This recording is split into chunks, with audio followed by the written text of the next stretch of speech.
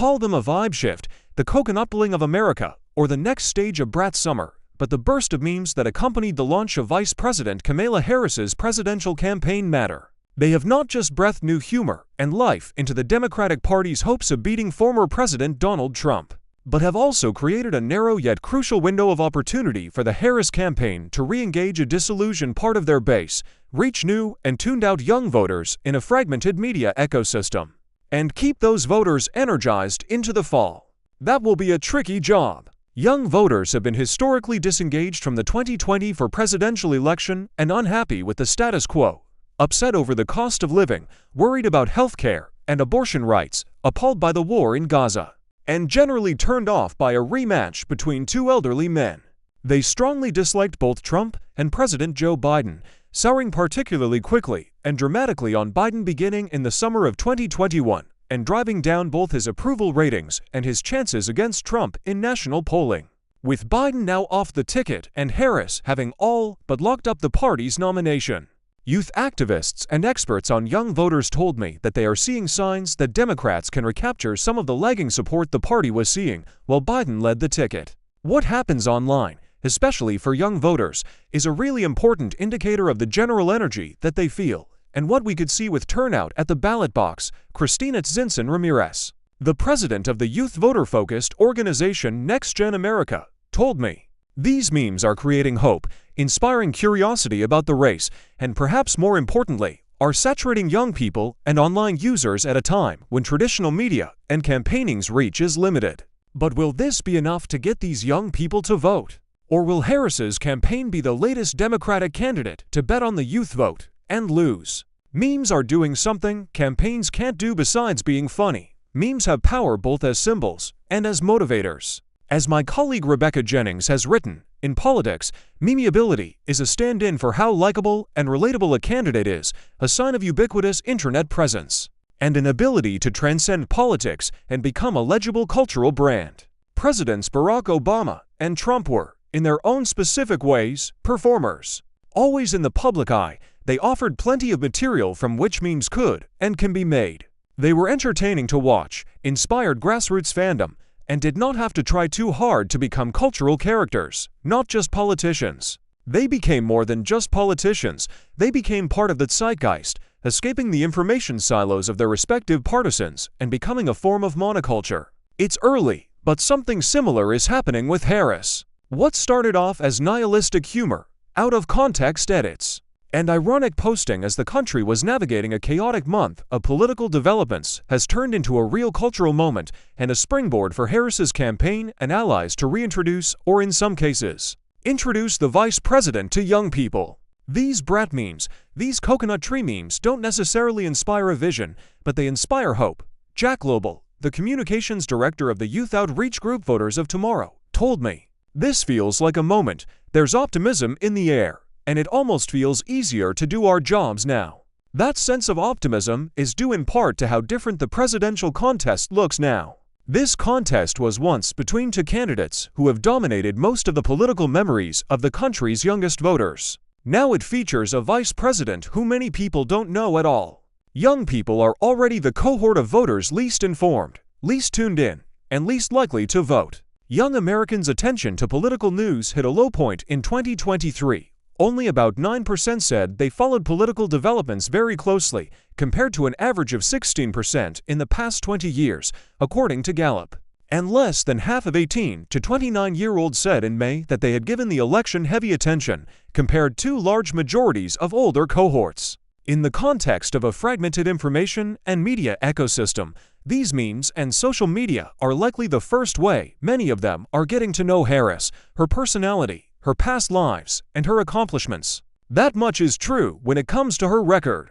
In polling conducted by the Democratic research firm Blueprint, most voters say they are aware of who Harris is, but not entirely sure how to define her or her priorities. Terms like liberal and prosecutor are the most likely ways that she is defined, including by younger voters, but not many people can name specifics about what she has done or accomplished, or about what she should be blamed for. This dynamic also appears online. Memes, clips, and excerpts of Harris in interviews or town halls, on the trail or on the job, are now going viral, fueled by an interest in figuring out just who she is.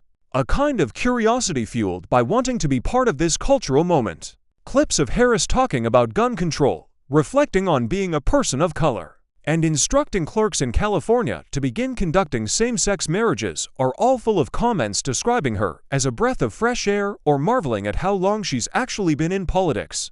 The opportunities to engage young voters are here. All this suggests a unique kind of opportunity to motivate, inform, and turn out young voters who have been waiting for this energy and vibe shift to shake up the race. The activists and experts I spoke with all told me that they are tracking tangible signs of changes in engagement by Gen Z and young voters. Lobel's organization, for example, saw a spike last week in the number of applications made to create new chapters of their organization. Voters of tomorrow's Political Action Committee also saw their best fundraising day ever in the wake of their endorsement of Harris's candidacy. Voter registration rates are already spiking, with the majority of the 38,500 people who signed up on Vote.org in the 2 days since Biden dropped out being under the age of 34. And in the full week since then, more than 100,000 new voters have registered, -84% of whom are 18 to 34. The organization told Vox about 1 in 5 of those registrants are 18-year-olds, and the swing states of Florida, Georgia, North Carolina, and Pennsylvania are among the states that saw the highest surges in signups. The polls are already showing some movement, though it is early. Economist, CNN, and CBS surveys also show an increase in young voter interest or motivation in voting since Biden dropped out. Others show Harris restoring the traditional margin of support Democrats have enjoyed in presidential contests. Both the New York Times' Siena and Axios Generation Lab polls from last week roughly show Harris holding a 20-point lead among these voters. Those same polls either gave Biden only a 4% advantage back in April or showed Trump leading Biden. Focusing on young voters comes with risks. Some of this may be temporary, the result of a honeymoon bump of positive coverage, relief over Biden's exit, and the general lack of awareness of Harris. And while it can be tempting to think it will hold, the vibes won't stay this positive forever. More progressive and left-leaning younger voters may yet become disillusioned as they find out more about Harris, her record on policing, her approach to Gaza, or who she picks as her running mate. Other more moderate or independent younger voters may feel similarly conflicted as the general election proceeds. Keeping this positive sentiment will require sustained investment and outreach from Harris, her surrogates and campaign, and supportive outside groups. Previous outreach to young voters, a lower propensity group, tends to come later in the electoral cycle when they are back on college campuses in the fall and are folded into traditional get-out-the-vote efforts. There's also the risk of official organizations and politicians overplaying the memes and jokes, acknowledging them too much on social media or at rallies, tiring out the humor, or coming across as corny or inauthenticity. The kind of thing that hampered Hillary Clinton's attempts at younger voter outreach. Pokemon Go to the polls being the classic example.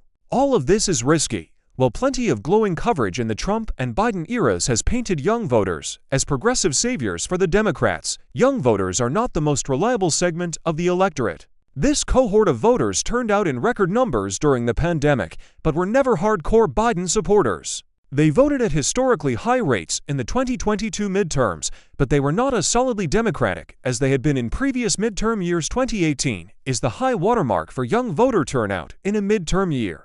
And they have dealt setbacks to Democrats before. A sharp drop in young voter turnout and support for Democrats nationally and in battleground states in 2016 contributed to Clinton's loss to Trump. A similarly dramatic drop-off hurt Democrats during the 2010 midterms after surging to elect Obama in 2008. And they have generally become less supportive of Democrats and a smaller share of the electorate since the Obama years, when they made up a fifth of the voting electorate and backed him over John McCain by a more than 30-point margin. Why Harris's campaign might fly where others fell for now. Harris and her surrogates have signaled they plan to take young voters seriously. Speaking virtually to a Voters of Tomorrow summit in Georgia this weekend, Harris promised not to neglect younger voters, saying it was young voters who helped deliver Biden and her to the White House. "This November, we will win again, and we need your support," Harris said. "We know young voters will be key, and we know your vote cannot be taken for granted. It must be earned. And that is exactly what we will do." Some Democratic-aligned groups also plan to take advantage of these social media vibes. On a call with reporters last week, a spokesperson for Priorities USA, the Democratic Super PAC, said they expect more opportunities to work with social media influencers and content creators with Harris at the top of the ticket. Before Biden left the ticket, many creators who had worked with the super PAC in past cycles did not feel comfortable talking about politics or promoting specific candidates. Nick Ahane, Priority's deputy executive director, said. That actually changed over the last 72 hours, he told me. These early online indicators are encouraging signs, Lobel said, but they're just a start. Views and likes are not the end game. The end game is political action.